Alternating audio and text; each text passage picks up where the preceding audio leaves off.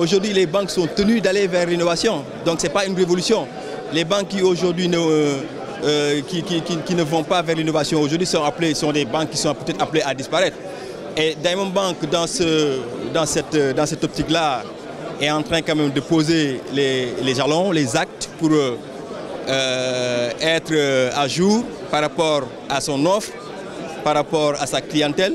Nous sommes en train aujourd'hui de développer des produits pour leur permettre aujourd'hui en fait de faire de la banque, quelle que soit leur localisation en fait, donc quelle que soit leur géographie et quel que soit le temps. Voilà, donc c'est l'idée de l'innovation au niveau de la Diamond Bank, c'est de faire de la banque en tout temps, en tout lieu. Nous sommes vraiment très heureux de participer à cet événement de grande envergure. Donc en fait, il regroupe un ensemble d'institutions financières des différentes zones, Afrique du Nord, Afrique de l'Ouest et Afrique centrale. Et aujourd'hui, on est des partenaires officiels de solutions prestigieuses comme T24, de Temenos, Finacle d'Infosys, etc.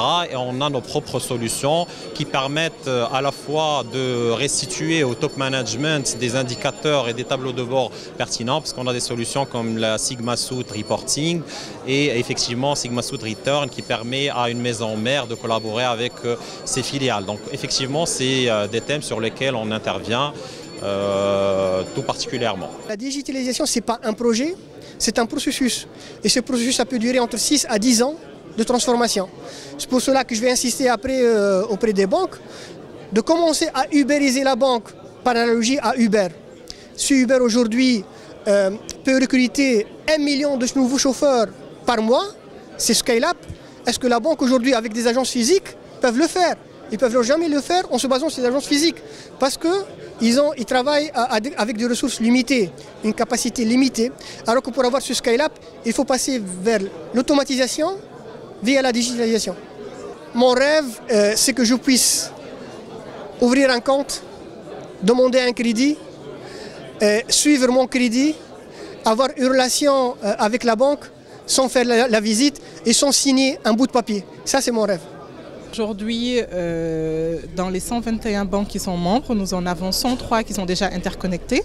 Ça veut dire qu'aujourd'hui, un client d'une banque A peut aujourd'hui effectuer ses transactions interbancaires dans les 8 pays de l'UEMOA, là où il verra le logo du GIM affiché.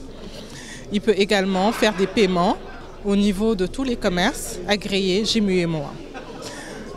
Nous offrons aux membres du GIM-UEMOA des solutions monétiques innovantes. Nous avons donc la plateforme prépayée.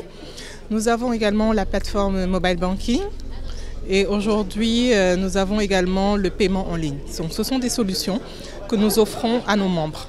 Les banques de l'espace UEMOA avec une même monnaie, donc le franc CFA de l'UEMOA, permet à chaque porteur de ne pas faire la différence quand il voyage dans un autre pays, qu'il puisse faire ses transactions en toute tranquillité comme s'il était dans sa propre banque. Grâce à ces nouvelles technologies, l'Afrique va pouvoir bancariser l'ensemble de sa population de façon beaucoup plus dynamique, beaucoup plus rapide. Et nous allons pouvoir arriver à un équilibre de ce côté-là sur nos épargnes et sur les investissements qui viendront ensuite. Et donc oui, j'ai vraiment confiance en cette Afrique-là, cette Afrique non seulement qui est faite d'entrepreneurs, mais cette Afrique qui est faite également de banques et de gouvernants qui sont moteurs. Et c'est bien ce que nous venons accompagner ici.